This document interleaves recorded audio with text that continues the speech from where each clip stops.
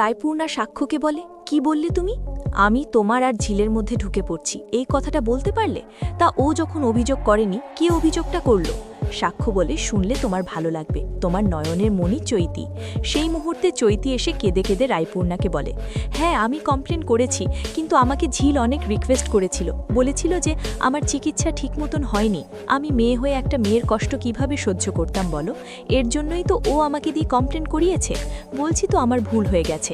তখনই ঝিল বলে, আমার জন্য তুমিও অত কান্নাকাটি করো না, এমনিও আমি এখান থেকে চলে গেলে তুমি ওকে হাত করে নিতে পারবে।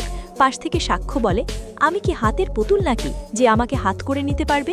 ঝিল বলে, এর জন্যই তো তুমি পুলিশের কথা বিশ্বাস করেছিলে, আমাকে অবিশ্বাস করেছিলে। সাক্ষ্য বলে, এর জন্য তো আমি তোমার কাছে ক্ষমা চাইছি। পাশ থেকে শতরূপা বলে, ওর পায়ে পড়ে যাও। ঝিল বলে, পায়ে কেন পড়বে? তুমিও কি মেজমামুকে এখনো পুরোপুরি মন থেকে ক্ষমা করতে পেরেছ?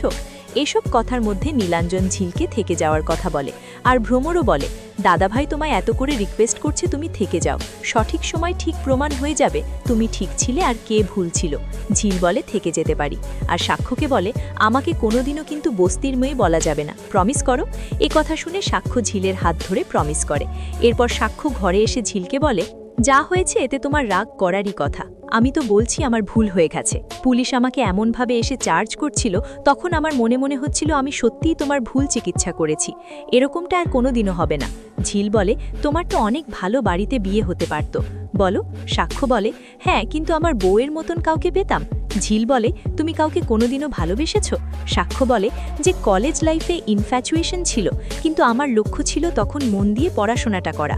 আর তুমি কাউকে কোনোদিনও ভালোবাসোনি? ঝিল বলে, আমি পুরুষদের ঘেন্না করতাম। সাক্ষ্য বলে, কেন? ঝিল বলে, তুমি তো আমার বাবার ব্যাপারে সবটাই জানো, আমাদের বস্তিতে মেনকা মাসি তার সাথে সম্পর্ক ছিল, এর জন্য আমার মা রাতভর কাঁদত। এমনটা নয় যে সবসময় যেত, কিন্তু যখন যেত অনেক ঝামেলা অশান্তি হতো। আমার দিদির কপালটাও তো তাই। সাক্ষ্য বলে, তোমার দিদির ব্যাপারটা কি? ঝিল বলে, আমার দিদি সুমন্দা বলে একজনের সাথে সম্পর্কে জড়িয়েছিল।